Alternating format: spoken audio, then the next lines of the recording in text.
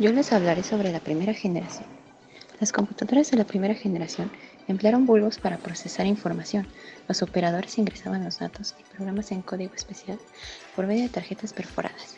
El almacenamiento interno se lograba con un tambor que giraba rápidamente, sobre el cual un dispositivo de lectura-escritura colocaba marcas magnéticas.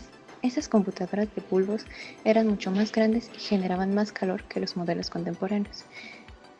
Contribuyeron al desarrollo de las computadoras de la primera generación, ya que eran parte de los componentes esenciales de su función. Las computadoras de la primera generación abarcaron de 1951 a 1958. Las computadoras de la primera generación emplearon bulbos para procesar información. Los operadores ingresaban los datos y programas en código especial por medio de tarjetas perforadas. El almacenamiento interno se lograba con un tambor que giraba rápidamente, sobre el cual un dispositivo de lectura-escritura colocaba marcas magnéticas. Estas computadoras de bulbos eran mucho más grandes y generaban más calor que los modelos contemporáneos. La primera generación, que abarcó de 1951 a 1958, se caracterizó porque las computadoras de la primera generación emplearon bulbos para procesar información. Los operadores ingresaban los datos y programas en código especial por medio de tarjetas perforadas. El almacenamiento interno se lograba con un tambor que giraba rápidamente, sobre el cual un dispositivo de lectura-escritura colocaba marcas magnéticas. Esas computadoras de bulbos eran mucho más grandes y generaban más calor que los modelos contemporáneos. Como se dijo anteriormente, se utilizaban tubos al vacío para procesar información. Eran sumamente grandes y utilizaban gran cantidad de electricidad. También generaban gran cantidad de calor y eran pesadas y lentas. Usaban tarjetas perforadas para entrar los datos y los programas. Usaban cilindros magnéticos para almacenar información e instrucciones internas.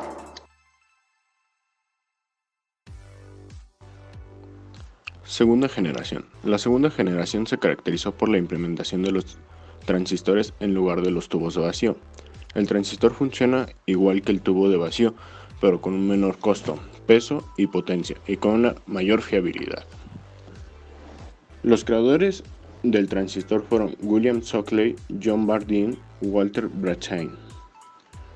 Además, la segunda generación se caracterizó por la creación de la computadora UNIVAC. Se disminuye el costo de energía, la programación es con lenguajes como COBOL y aún se requieren instalaciones especiales. Tercera generación es aproximadamente de 1964 a 1979.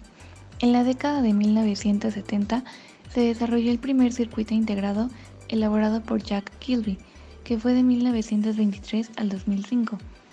Un circuito integrado son pequeños trozos o chips de silicio de entre 2 y 4 milímetros cuadrados, sobre los que se fabrican los transistores.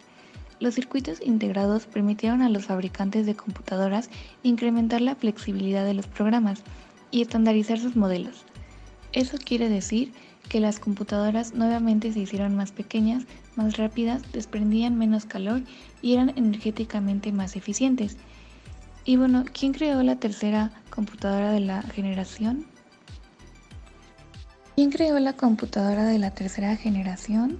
En 1964, IBM anunció el primer grupo de máquinas construidas con circuitos integrados, que recibió el nombre de serie Edgar.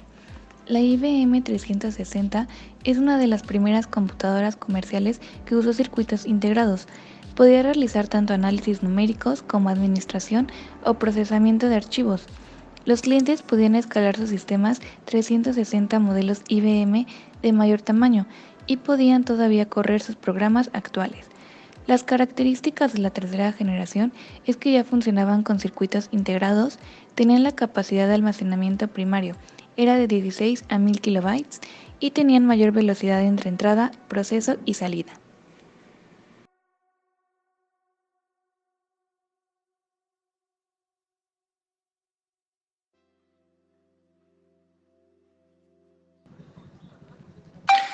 En vista de la acelerada marcha de la microelectrónica, la sociedad industrial se ha dado a la tarea de poner también a esta altura el desarrollo del software y los sistemas con que se manejan las computadoras. Por medio medio del manejo del lenguaje natural y sistemas de inteligencia artificial. La capacidad de comunicarse con la computadora en un lenguaje más cotidiano y no a través de códigos o lenguajes de control especializados. También lograr un procesamiento en paralelo mediante arquitecturas, diseños especiales y circuitos de gran velocidad. Total inclusión de la informática en las actividades de la humanidad.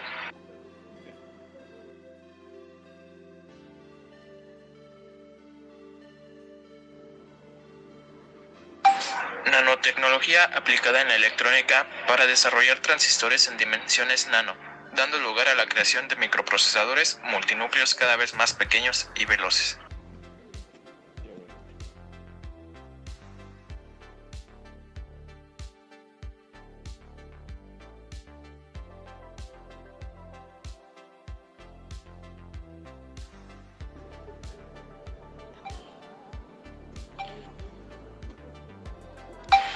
Características de la quinta generación.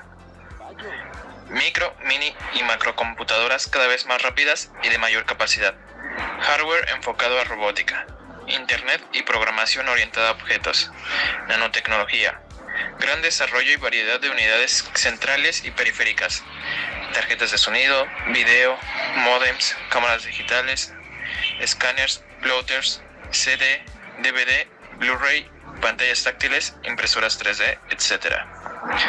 Uso de las tecnologías de información y comunicación para la adquisición, producción, almacenamiento, tratamiento, comunicación, registro y presentación de grandes volúmenes de información, realizando estas acciones desde cualquier lugar del mundo usando dispositivos móviles cada vez más pequeños y veloces. Almacenamiento en la nube.